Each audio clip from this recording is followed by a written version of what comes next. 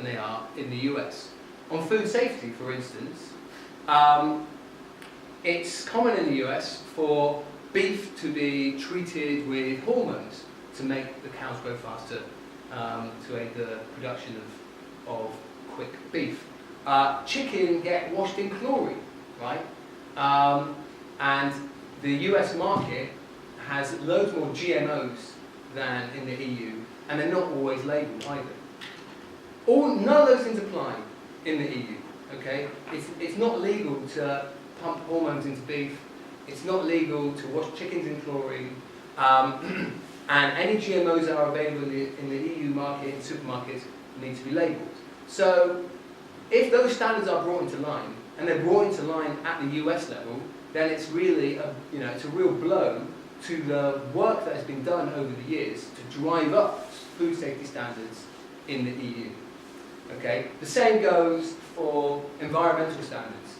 So enshrined in law in the EU is this thing called the precautionary principle. I'm sure some of you are aware of that, but for those who aren't, the precautionary principle is the idea that new scientific developments need to be shown not to be harmful in order to be put onto the market as new products. Okay? So for example, like a new pesticide, you need to show to the EU this is not going to cause any harm to human health. In the US, the precautionary principle is not enshrined in law, and it's the reverse. You need to, people need to show that things will cause harm in order for something to be banned. The presumption is in favour of licensing new products. Okay? So again, the precautionary principle could be threatened by TTIP if it comes in. Financial regulation. After the financial crash in 2008, some legislation was brought in to tighten up financial markets a bit, especially in the US. This is a case actually where US regulations are a bit more stringent and a bit stronger than in the EU, in particular in the UK. The financial institutions in the City of London are particularly keen to water down those US regulations, which are infringing their ability to do all the commodity speculation that they want to do. Okay? All of these things, I mean, they're called regulations and standards. The same goes even for workers' rights. Some of the corporate lobbyists advocating for TTIP have identified workers' rights as a barrier to profit, and therefore something that the TTIP process could help to do away with. Right?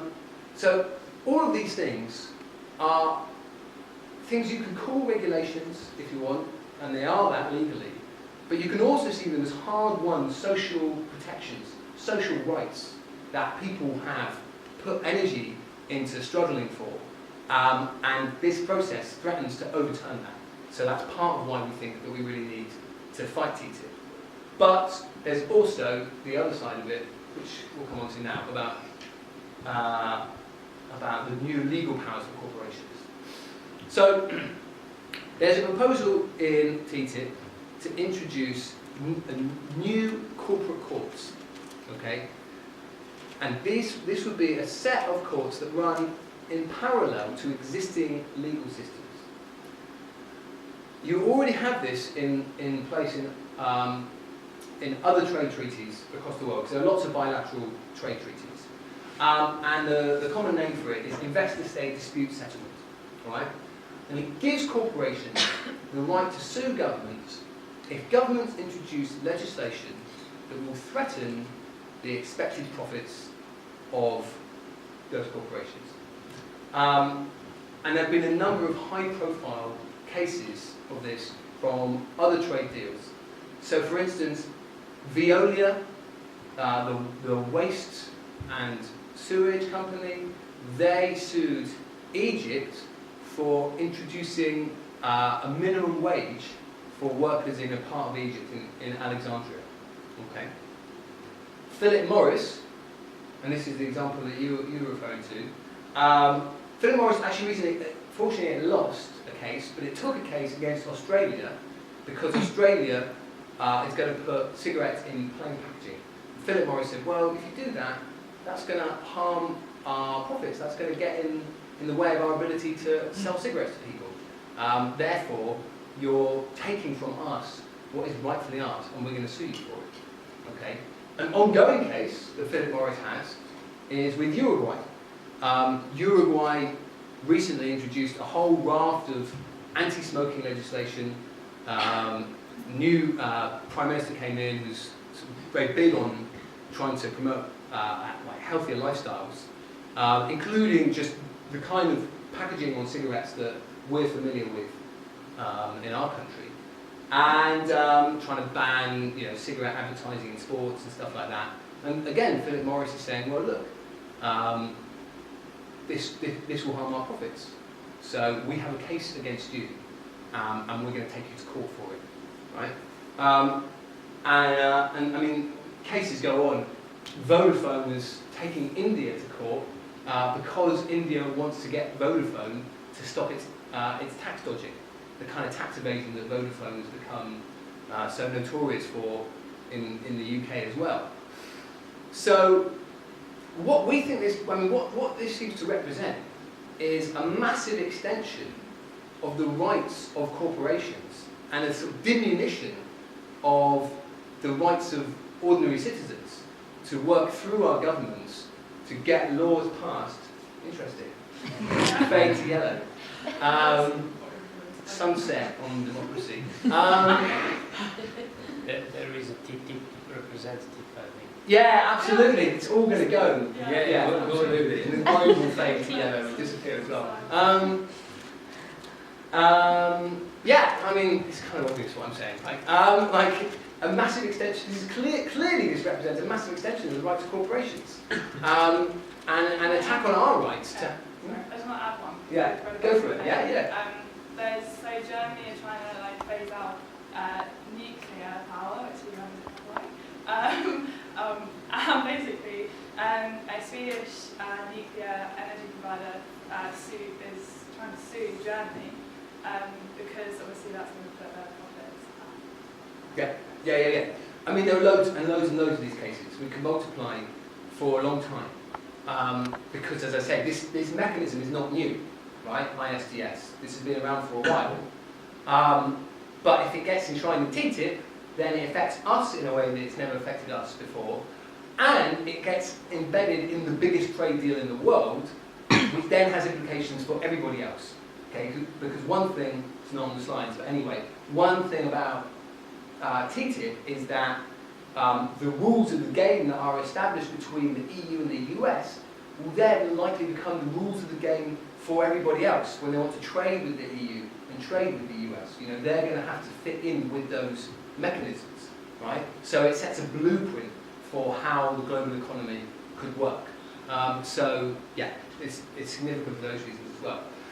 This third point, that the exact system could vary. So because of the public pressure, and I will talk a bit more just towards the end about the public pressure that there's been around this issue, because there's more than you might be aware of. But because of the public pressure that there's been around TTIP, the EU Commission is actually proposing to modify this system and instead of ISDS, bring in something called ICS, the Investor Court System. The difference would be that it would be a public court, whereas the ISDS courts are private courts that are held in secret. But nonetheless, it would still be a court that gives corporations the same powers, the powers to sue governments. The implications for us are, I think, rather concerning. So if we take the NHS, for example, under the last government, the Tory Lib Dem coalition, we know that parts of the NHS were privatised, and parts of the NHS are now run by private corporations. Well, let's say that a Labour government was elected at the next election, and they wanted to renationalise the NHS, which is a plausible thing to imagine that they would want to do. They could face the prospect of being sued for doing that, if TTIP had come in by then. So, obviously, that's going to be a deterrent for that kind of legislation to come into force. The same goes with universities, right? We know that increasingly higher education in the UK is being privatised, right?